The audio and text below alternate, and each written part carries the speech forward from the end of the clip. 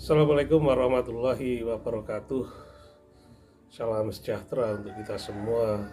Om Swastiastu, Namo Buddhaya, salam kebajikan, Shalom.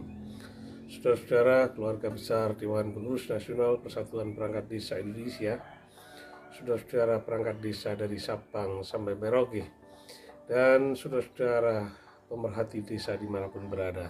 Saudara, sampai saat ini tahun 2023 dan pasca lahirnya Undang-Undang Nomor 6 tahun 2014 tentang desa, salah satu yang diatur dalam ketentuan Undang-Undang Desa adalah aturan tentang perangkat desa.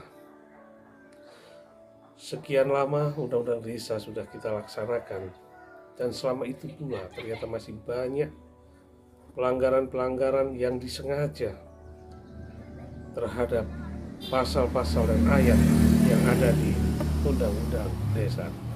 Saudara, sesuai dengan ketentuan Undang-Undang Nomor 6 tahun 2014 tentang desa, bahwa pemerintah desa itu adalah kepala desa dan perangkat desa. Bahwa kepala desa itu adalah sebuah jabatan politik, karena untuk mendapatkan posisi jabatan kepala desa itu harus melalui proses demokrasi pemilihan kepala desa.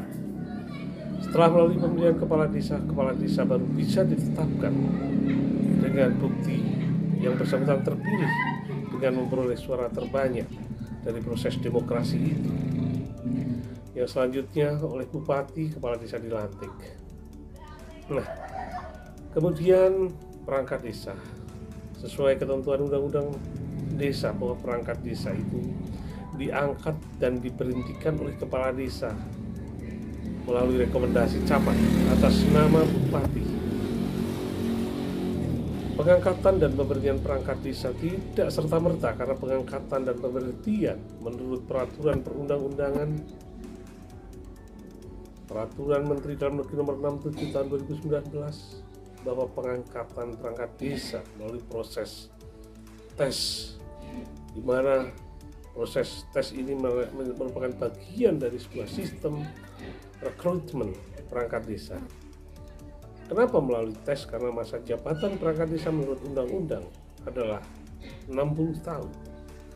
Perangkat desa diangkat minimal berusia 20 tahun dan maksimal diangkat pada saat usia 42 tahun dan diberhentikan ketika yang bersangkutan telah berusia 60 tahun. Saudara, di beberapa kesempatan, di beberapa daerah, di beberapa kabupaten, ternyata amanat Undang-Undang Nomor 6 Tahun 2014 tentang desa, terkhusus terkait masa jabatan perangkat desa, belum terpahami, belum dimengerti oleh seluruh bagian pelaksana undang-undang. Bahkan di beberapa kesempatan kita tahu dan kita lihat ada pemberhentian perangkat desa yang tanpa prosedur, yang melawan ketentuan peraturan undang-undang. Namun celakanya, ada yang seharusnya dapat mengingatkan, bahkan menegur sekaligus mengamankan amanat undang-undang, ada kesan dibiarkan. Bahkan ada tindakan arogan dari oknum kepala desa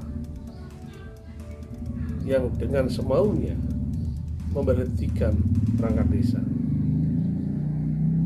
Ada juga pemerintah daerah, dalam hal ini oknum bupati dan oknum wali kota, yang kemudian pura-pura tidak tahu dan ada kesan membiarkan pelanggaran undang-undang yang seharusnya dihindari.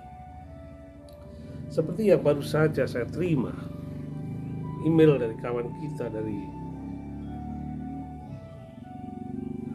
Desa Tanjung Raya, Kecamatan Sukamerindu, Kabupaten Lahat, bahwa sesuai dengan emailnya, yakni permohonan tindak lanjut atas putusan PT UN Palembang nomor 172/2022/PT UN dan putusan banding PT UN Medan nomor 318/B/2022 garing PTUN garing MDN.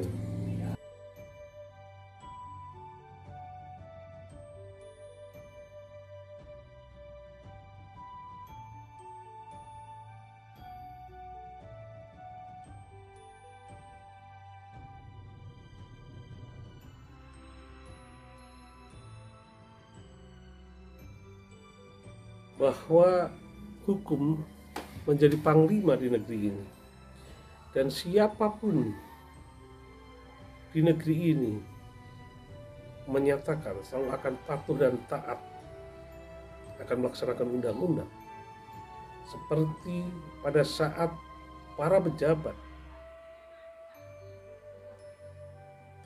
dilantik, karena pada saat sumpah jabatan, pada saat pelantikan, yang bersangkutan jelas-jelas mengatakan akan melaksanakan segala bentuk peraturan dan perundang-undangan yang berlaku bagi desa, daerah, dan negara kesatuan Republik Indonesia. Bunyi sumpah dan janji pada saat para pejabat menjabat, baik itu kepala desa, bupati, gubernur, presiden, salah satu ucapan yang dinyatakan pada saat Sumpah Sejati adalah saya berjanji, saya bersumpah akan melaksanakan segala bentuk ketentuan peraturan perundang-undangan yang berlaku bagi desa, daerah, dan negara kesatuan Republik Indonesia. Nah, itulah yang kemudian kita sebut sebagai sebuah pengingkaran pada saat ada pelanggaran undang-undang, di mana pelanggaran itu terjadi di desa, bahwa ketentuan Undang-Undang Nomor 6 Tahun 2014 tentang desa telah dilanggar oleh mereka yang seharusnya melaksanakan amanat undang-undang itu. Salah satu contoh adalah sekali lagi banyaknya pemberhentian perangkat desa. Bahkan ada sebuah kejadian di sebuah kabupaten ketika seorang perangkat desa diberhentikan, kemudian yang bersangkutan melakukan gugatan di PT-UN, dan dapat dipastikan gugatan itu menang.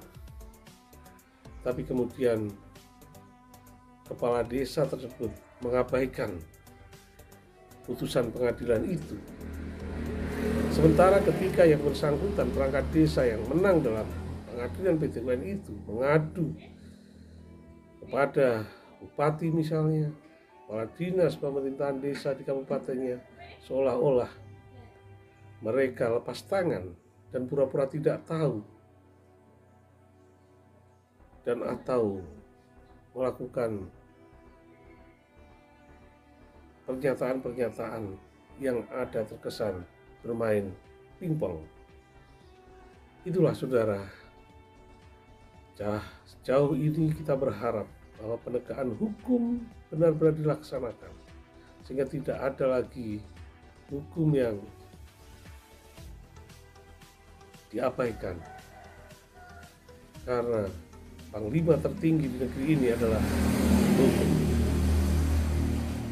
Lalu kita bertanya, ketika banyak pengabaian dari putusan pengadilan, tidak tereksekusinya putusan pengadilan itu, apakah kita semua